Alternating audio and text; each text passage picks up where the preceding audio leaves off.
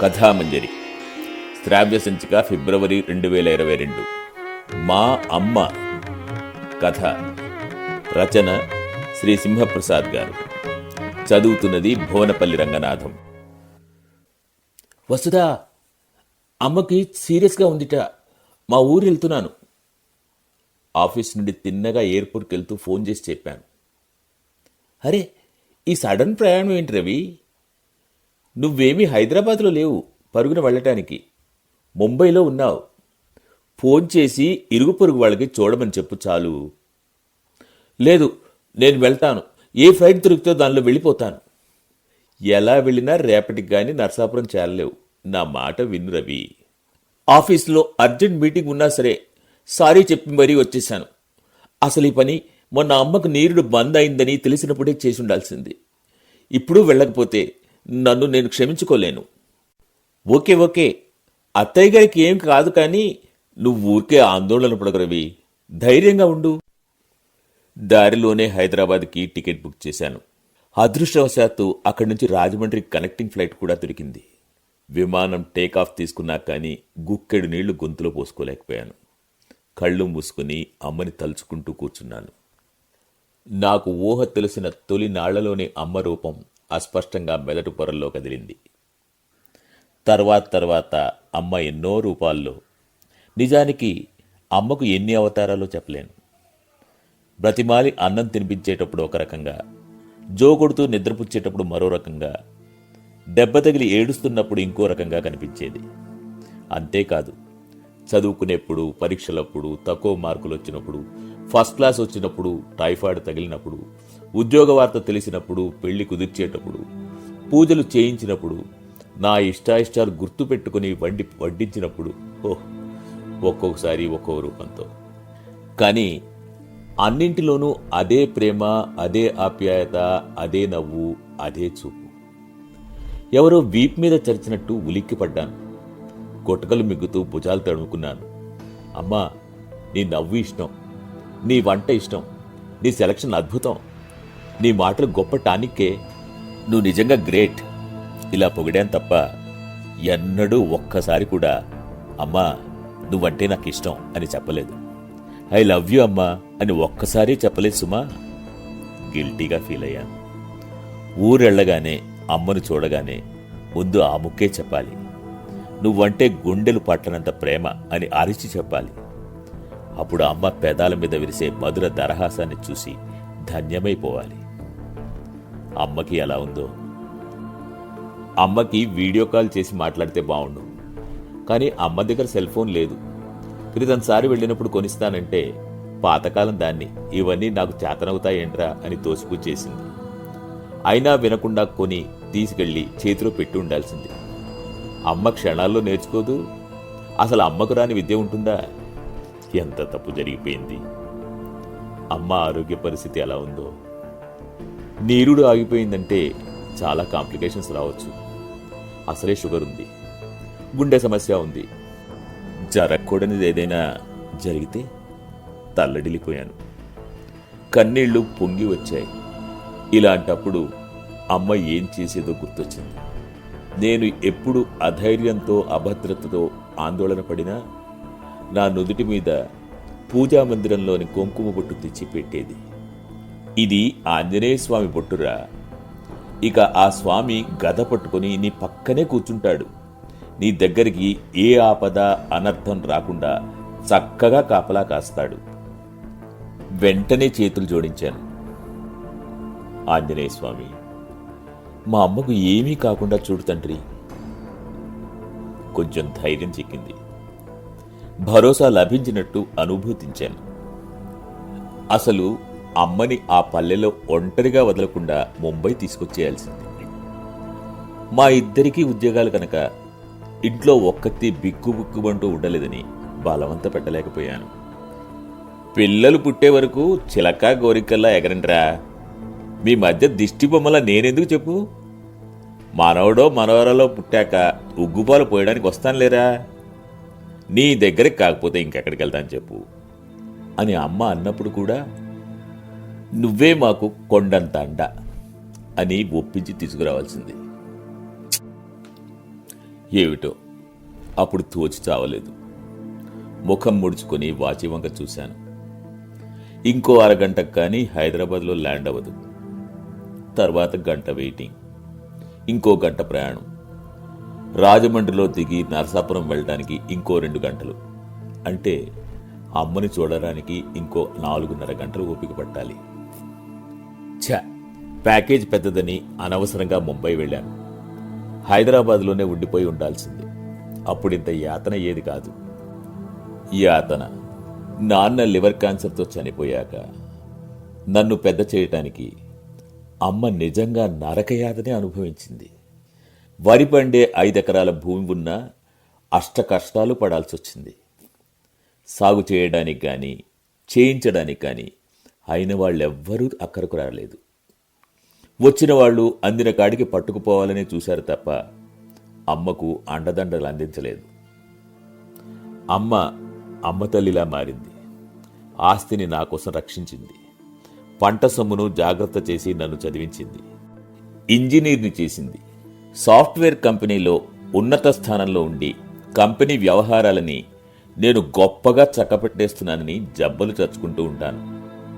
కానీ అమ్మ చదివింది తక్కువే అయినా ఒంటి చేత్తో నా రెక్క పట్టుకొని ఎత్తు పల్లాల మేంచి ఎంత చాకచక్యంగా నడిపించింది. మాయదారి చదువులెందుకు సీతమ్మ, మానిపించేయి. సాగు చేసుకుంటూ నీ దగ్గరే ఉంటాడు, నీ చేతి కిందే ఉంటాడు అని ఊరువాళ్లు సలహా ఇస్తే అమ్మ ఏమనింది? వాడికి బలమైన రెక్కలివ్వాలన్నదే నా కల. తనే నాన్న కూడా ఈ చేయూతనిచ్చింది, గొడుగు పట్టింది. అంతేనా? ఆహా కాదు. ఒళ్ళో కూర్చోబెట్టుకుని అక్షరాలు దిద్దించింది. పుస్తకాలకు అట్టలు వేసింది. పక్కన కూర్చుని చదివించింది. హోంవర్క్ చేయడానికి తోడ్పడింది. తెలియనివి విడమర్చి చెప్పింది. అలాగని ఆటలకు వెళ్లకుండా అడ్డుపడలేదు. అందరితో చక్కగా కలిసేలా ప్రోత్సహించింది. ఇంటికొచ్చిన నా మిత్రులకు తినడానికి ఏదో పెట్టి వాళ్ల చేత నా సావాసం వదలమని ఒట్టేయించుకునేది. నేను ఒంటరినైపోతానని పాపం అమ్మ భయం. ప్రతి పండక్కి కొత్త బట్టలు కుట్టించేది. పండగింకా వారం రోజులు ఉండగానే మిషన్ సాహెబ్కి కబురు మీద కబురు పెట్టి మరీ తొందర పెట్టేది. పైగా మీ నాన్నే బతికుండి ఉంటే నీకోసం ఎన్ని కుట్టించేవారో అనేది. విమానం దిగుతూనే రాజమండ్రి ఫ్లైట్ గేటు దగ్గరికి గబగబా వెళ్ళాను. రైట్ టైం అని తెలుసుకుని నిట్టూర్చాను. అమ్మకి ఎలాగుందో ఊరి నుంచి ఫోన్ చేసి చెప్పిన అతనికి ఆదుర్తగా ఫోన్ చేశాను. ల్యాండ్లైన్ రింగ్ అవుతోంది కానీ ఎవరూ లిఫ్ట్ చేయలేదు. అతని సెల్ ఫోన్ నంబర్ తీసుకుని ఉండాల్సింది. అమ్మకి ఎలా ఉందో నాకు తెలిసేది. టెన్షన్ తగ్గేది. అలాగే నేను వస్తున్నట్టు అమ్మకు కూడా తెలిసేది. ఎంత పొరపాటైంది. ఏమిటో ఒక్కటి సవ్యంగా చేయలేకపోయాను. ఇదే అమ్మ అయితే ఒకేసారి ఎన్ని పనులు చక్కబెట్టేది. ప్రతిదీ వంక పెట్టలేని విధంగా చేసేది. అమ్మ నుంచి ఎన్ని నేర్చుకున్నా నేర్చుకోవాల్సింది ఇంకా చాలానే ఉంది సుమా. మాకు పిల్లలు పుట్టాక వాళ్ళని అమ్మకు దగ్గర చేయాలి. వాళ్ళు మన సాంప్రదాయ సంస్కృతుల గురించి తెలుసుకునే అవకాశం కల్పించాలి. ఆకలిగా ఉంది, నీరసంగా ఉంది, ఎదురుగా ఆహారాలున్నాయి, అయినా ఏమీ తినబుద్ధి కావడం లేదు. కాఫీ తాగుతూ అమ్మని తలుచుకున్నాను. నేనిలా మాడిపోతున్నానని అమ్మకి సూచాయగా తెలిసినా లబలబలాడుతుంది. ఏదోటి తినమంటూ ఒట్టు పెట్టుకుంటుంది. బిడ్డ ఆకలి పేగు అరుపులు మొదట కన్న తల్లికే వినిపిస్తాయి కాబోలు. చిన్నప్పుడోసారి నేను నా మిత్రులు సినిమా చూడ్డానికి మా ఊరి నుంచి నర్సాపురం వెళ్ళాం. 2 ఆటలు చూసి సైకిళ్ల మీద ఇంటికి చేరేసరికి తొలికూడి కూసింది. ఇంటి తలుపు ఇలా తట్టానో లేదో అలా తీసిందమ్మ. నువ్వింకా పడుకోలేదా అమ్మా? ముందు కాళ్ళు కడుక్కురా, అన్నం తిందువుగాని. అక్కడేమన్నా కొనుక్కు తిన్నావో లేదో. అన్నం వడ్డించింది. నిద్ర వస్తోందన్నా వినకుండా అంతా తినేసేదాకా వదలలేదు. విసుక్కున్నాను, కసురుకున్నాను. అయినా ఖాళీ అయిన కంచం చూసి ఎంతో తృప్తి పడిపోయింది. అమ్మ పిచ్చిదే సుమా. చిన్నగా నవ్వుకున్నాను. అవన్నీ ఒక ఎత్తు. ఇంజనీరింగులో చేరేటప్పుడు అమ్మ చేసిన ఆర్భాటం మరో ఎత్తు. మాస్టర్లని, బంధుమిత్రుల్ని అందర్నీ ఎన్ని రకాలుగా అడిగి ఎన్నెన్ని వివరాలు సేకరించిందో చెప్పలేను. ఏ ఏ కాలేజీలు మంచివి, ఏ బ్రాంచ్లో సీట్ వస్తే భవిష్యత్తు బాగుంటుంది, ఏ కోర్సు చదివితే ఎలాంటి ఉద్యోగాలు వస్తాయి అన్నీ కనుక్కుంది. నా స్నేహితులతో పాటే మెకానికల్లో చేరతానంటే ఒప్పుకోలేదు. అందులో బరువు పనులు చేయాలంట, నువ్వు చేయలేవురా అంటూ వారించింది. ఈసీలోకొచ్చి పడ్డానంటే అంతా అమ్మ చలవే. Boarding announcement వినిపించగానే క్యూలోకెళ్ళాను. వాతావరణం బాగానే ఉంది కదా, విమాన సిబ్బందిని అడిగాను. ప్రస్తుతానికి ఆల్ రైట్ సార్ అందామె. గుండెలు మించి ఓ బరువు దిగిపోయింది. రాజమండ్రిలో దిగి టాక్సీలో నరసాపురం బయలుదేరాను. దగ్గరికెళ్లే కొద్దీ నా ఆదుర్ద, ఆందోళన అంతకంతకు అధికమవసాగాయి. నాకు తెలియకుండానే కళ్లల్లోంచి కన్నీరు ధారలుగా కారిపోతోంది. అమ్మ ఆరోగ్యం బాగుందని ఎవరైనా ఫోన్ చేసి చెప్తే ఎంత బాగుండు. నా కోసం అమ్మ ఒళ్ళంతా కళ్ళు చేసుకుని ఎంతగానో ఎదురు చూస్తూ తప్పిస్తూ ఉండి ఉంటుంది పాపం. 20 రోజుల నాటి సంగతి జ్ఞప్తికొచ్చింది. రాత్రి ఏదో పీడకల వచ్చిందిరా. నిన్ను చూడాలని ఉందిరా నాన్న, ఒకసారి కోడల్ని తీసుకుని రారా. ఇలా ముఖం చూపించి అలా వెళ్ళిపోయినా సరేరా అబ్బాయి. ఫోన్లో ప్రాధేయపడిందమ్మ. నువ్వెప్పుడు నా గురించే ఆలోచిస్తావు కనుక అలాంటి కల వచ్చి ఉంటుంది. అనవసర భయాలు పెట్టుకోకమ్మా. నేను భేషుగ్గా ఉన్నాను, సుఖంగా బతుకుతాను, సరేనా? ఒక్కసారి కళ్ళారా నిన్ను చూస్తే మనసుకెంతో తృప్తిగా, సంతోషంగా ఉంటుందిరా. ఒక్కసారి వచ్చి వెళ్ళరా. ఈ అమ్మ మాట వినరా కన్నా. నేనేమీ మన ఊరు పక్క ఊళ్ళో లేనమ్మా. ఏదో ఒక సమయంలో ఒక అడుగు వేయటానికి ముంబైలో ఉన్నాను. పెద్ద కంపెనీలో పెద్ద హోదాలో ఉన్నాను. ఊపిరి సలపనంత బిజీగా ఉన్నాను. టార్గెట్ రీచ్ అవ్వడానికి ఒక రకంగా పరుగు పందెంలో ఉన్నాను. సారీ, ఇప్పుడు రాలేనమ్మా. ఏమీ అనుకోకు, ఉంటాను. ఆ తర్వాత 4 రోజుల క్రితం ఫోన్ చేసి తన అనారోగ్యం గురించి చెప్పింది. చిన్న సమస్యే, డాక్టర్కి చూపించుకో అని సలహా ఇచ్చి ఆ తర్వాత ఆ ఊసే మర్చిపోయాను. ఎలా ఉందమ్మా అని కూడా అడగలేకపోయాను. ఎంతో భరించలేని పరిస్థితి వస్తే తప్ప అమ్మ తన బాధ గురించి చెప్పుకోదన్న సంగతి పూర్తిగా మర్చిపోయాను. నా కాలిలో చిన్న ముళ్ళు గుచ్చుకున్న తన గుండెల్లో దబ్బళం దిగినట్టు విలవిల్లాడే అమ్మకి నీరుడు బందైనా వెనకెవరూ లేరని తెలిసి కూడా నేను సీరియస్గా తీసుకోలేకపోయాను. ఎంత మూర్ఖత్వం, ఎంతెంత నిర్లక్ష్యం. 1, 2 కాదు, 20 ఏళ్ల పాటు అమ్మే లోకంగా మసలినవాణ్ణి, అమ్మ కళ్లతో లోకాన్ని చూసినవాణ్ణి. అలాంటిది అమాంతం నా లోకంలో అమ్మకు బెత్తెడు చోటు లేకుండా ఎలా పోయింది? అమ్మను ఎలా మర్చిపోగలిగాను? నా చుట్టూ ఎందరో ఉన్నారు, వేరే ప్రపంచం ఉంది. కానీ అమ్మకు నేనొక్కడే, నేనే తన ఏకైక లోకం. ఛాఛా, నా ప్రవర్తన దారుణంగా ఉంది, క్షంతవ్యం కానే కాదు. తలచుకుంటేనే నా మీద నాకు అసహ్యం వేస్తోంది. నేనొక కొడుకులాగా కాక పగవాడిగా ప్రవర్తించినట్టుగా ఉంది.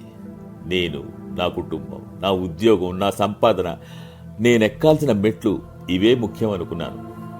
వాటి కోసం అహరహం ప్రాకులాడుతూ నా ఉనికికి కారణమైన అమ్మను విస్మరించాను. నన్ను మెట్లెక్కించి తను కిందే ఉండిపోయిన అమ్మని గుర్తించడంలో పూర్తిగా విఫలమయ్యాను. ఈ పాపం కడుక్కోవడానికి అమ్మని అక్కున చేర్చుకోవటమే, పూజించడమే ఏకైక మార్గం. ఈసారి ఒట్టు పెట్టుకొని అయినా సరే అమ్మని నాతో తీసుకుపోవాలి, నాతోనే ఉంచుకోవాలి. తెల్లారి లేస్తూనే అమ్మ దివ్యరూపం చూస్తూ ఉండాలి. అవునంతే, ఇక అమ్మే నాకు దేవుడు. ఆ నిశ్చయం నాకెంతో ఉత్సాహాన్నిచ్చింది. అమ్మ తలపే కాదు, అమ్మ ఒడి, అమ్మ మాట ఎంతో చల్లనివి. ఒత్తిడి తగ్గిస్తాయి, ధైర్యాన్ని నింపుతాయి. ఆ మధ్య మా కంపెనీ నన్ను కాక మరొకరిని ఆన్సైట్కి అమెరికా పంపినప్పుడు ఎంతో కృంగిపోయాను. ఉద్యోగం వదిలేద్దామనుకునేదాకా వెళ్ళాను. వసుధ ద్వారా విషయం తెలిసి అమ్మ ఏమనింది? పరుగు పెడుతుంటే ఒక్కోసారి కింద పడతాం, మోకాళ్ళు కొట్టుకుపోతాయి. అయినా ఏడుస్తూ కూర్చుంటామా? లేచి మళ్లీ పరిగెడతాం. ఆత్మవిశ్వాసంతో ముందుకు సాగిపోతాం. ఈవేళ కాకపోతే రేపు నిన్ను అమెరికా పంపిస్తారా పిచ్చినాన్న? నీలాంటి పనిమంతుణ్ణి ఎవరు మాత్రం పక్కన పెడతారు చెప్పు? ఇంకా ఎన్నో ఎత్తులకు ఎదగాల్సిన వాడివి, మొదట్లోనే చతికిల పెడితే ఎలారా అంటూ సన్నగా మందలిస్తూనే ధైర్యం చెప్పింది. నా బాధ, దిగులు చేత్తో తీసేసినట్టు మాయమైపోయాయి. నీతో మాట్లాడితేనే చాలు కొత్త ఉత్సాహం వచ్చేస్తుంది. ఒత్తిడి, నిరుత్సాహం మాయమైపోయి రీఛార్జ్ అవుతానమ్మా పైకే అనేశాను సంబరంగా. డ్రైవర్ వెనుతిరిగి ఏమిటన్నట్టు చూశాడు. నువ్వు త్వరగా పోనీ. కారు ఆసుపత్రి ముందు ఆగింది. లోపలికి పరిగెత్తాను. అమ్మ బెడ్ మీద నిశ్చలంగా పడుకొని ఉంది. వెంటిలేటర్ మీద ఉంది. బతుకు పొడవునా క్షణం తీరిక లేకుండా శ్రమించి ఎంతగానో అలసిపోయి ఆదమరిచి నిద్రపోతున్నట్టుగా ఉంది. అమ్మా, అమ్మా, నేను వచ్చేశానమ్మా. నీ ముద్దుల కొడుకును వచ్చేశానమ్మా. ఒక్కసారి కళ్ళు తెచ్చి చూడమ్మా. బావురుమన్నాను. సారీ మిస్టర్, ఆమె స్పృహలో లేదు. వైటల్స్ పనిచేయటం లేదు. ఆల్మోస్ట్ కోమాలోకి వెళ్ళిపోయినట్టే డాక్టర్ అన్నాడు. ఒకే ఒక్కసారి స్పృహ తెప్పించండి డాక్టర్.